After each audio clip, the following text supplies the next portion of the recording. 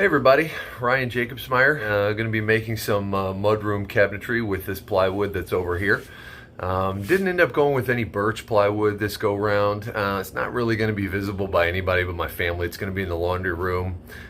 So I'm going to just kind of keep it low budget and going to be doing some inset doors, so on and so forth. But obviously you guys will see that as I continue along.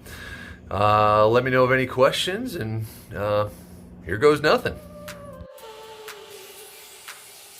So what I didn't say was how I made it a budget project. What I ended up doing was, instead of birch, I used 23/32 4x8 sheets of sanded pine plywood, is what you're seeing me cut here. So this is what I started with. Kind of figured out what I was going to do, had my dimensions, and I figured out, sheet sizes. Had to make some adjustments. Found out yesterday that Home Depot doesn't do certain cuts anymore, so nothing less than 12 inches and only 2 cuts for free. So I had to make some changes on the fly, but that's okay. It worked out well. So as I see here, ABC, whatever, I'm marking each board as I cut it on the table saw, so that I can know which one it is as I come back, and then I cut it to length. So, all right, on to the next step. So the next step, as you'll see here, I am going through and cutting to length all of the pieces as needed as I had laid them out. So I got a couple of those I need to go through, and then we'll get on to gluing and screwing everything together. One thing I do want to point out here is this little contraption I have to keep everything flat while I'm cutting. As opposed to using a thick piece of insulation, I just made essentially a ladder here, and it keeps everything nice and flat during the cutting process. So I'm not going to show you all the pocket holes that I cut. I just wanted to show you here that, try to work smarter, not harder. I set them all up in unison, side by side, so that I can just continue on down the line and get everything drilled properly. If you also see that ladder contraption below me as well, so not only does it work well for cutting flat boards, but it works great as a work surface too.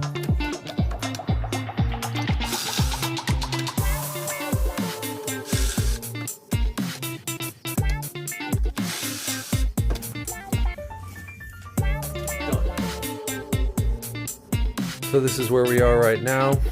Put a couple pieces together. Top. Use lots of pocket holes. I'll get some trim to cover those before we install it.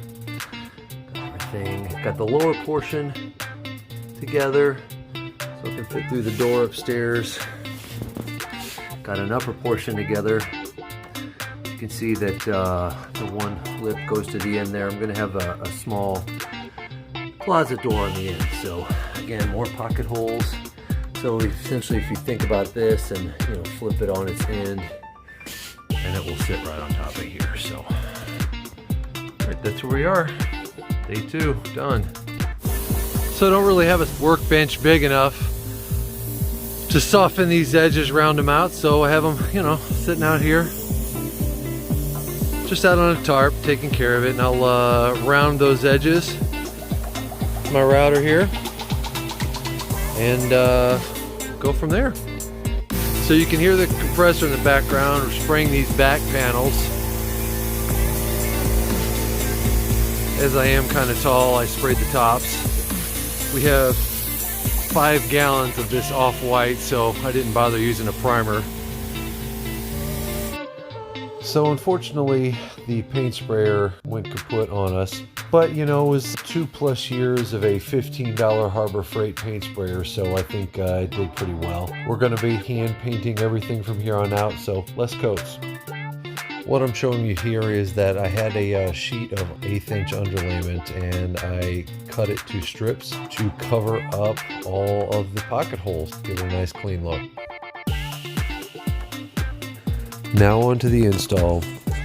So you can see I was messing with the light switch, the electrical box. I was moving forward, wanting to make sure that the entire piece was properly fitting in there, but it was giving me a little bit of trouble. After a while, the electrical got a little daunting, so my wife convinced me that we should just move on.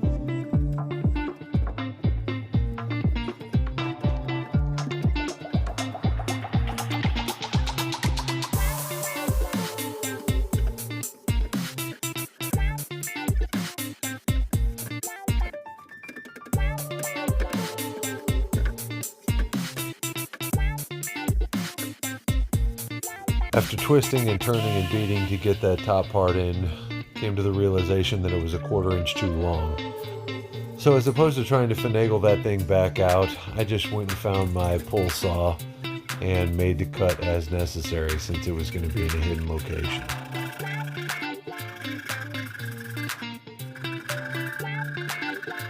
Alright, so I'm going to be putting in these shelves here, so I'm going to have like an open shelf area. I don't know if you remember from the drawing or not, and then I'm going to have the closed doors above. So to ensure that everything is the same height, and that when the pocket holes don't adjust the height of the shelves, I cut spacers. H shelf spacer is what that says. I know, bad handwriting. So.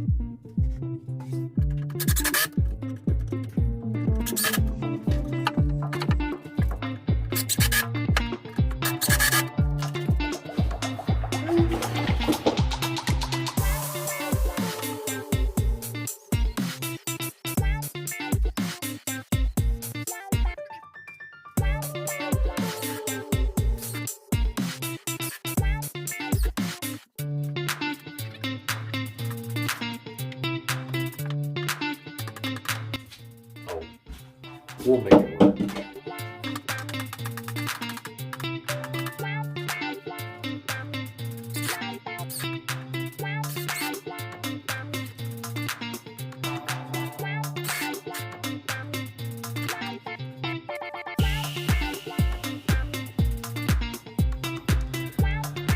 So after trial and error and lots of math, got the first door on, first set of hinges. Yeah, I know I need to fill that spot in again. On to door number 2, door number 3. Let's go. Oh, there we go. And yeah, I gotta get the frame up, but then I'm gonna put the door on this long boy here. Here is the finished product. So if you've been paying attention at all, you notice that I only have 2 instead of 3 doors here. Unfortunately, I realized after I started installing the second door in the middle that it hit the light fixture. So we're going to end up just leaving that as an open shelf. Yeah, there's a little bit of a gap right here, but honestly, again, as I said at the very beginning, this is going to be just something for my family and not really all that worried about getting perfect. One locker for each of my boys. And my wife and I will have this one right here. We'll put our coats here and shoes and everything. I made sure to not cover up the vent. You can hear the vent. Have these 2 doors up top. Put the soft close hinges. So that's going to work out really well. Soft close hinges in this guy too. It's kind of nice being able to kind of cram some stuff. Going to put a hook or 2. See, I got to screw up already. So that will end up a nice little tall, slowly closing door. Nice. So thanks for watching. Appreciate the opportunity. You know, if you have any questions, let me know. If not, please subscribe, like the video, and see you in the next. What do you think, Andrew? Let me scrape up my dish. How about we do this way? Yeah, I gotta do it.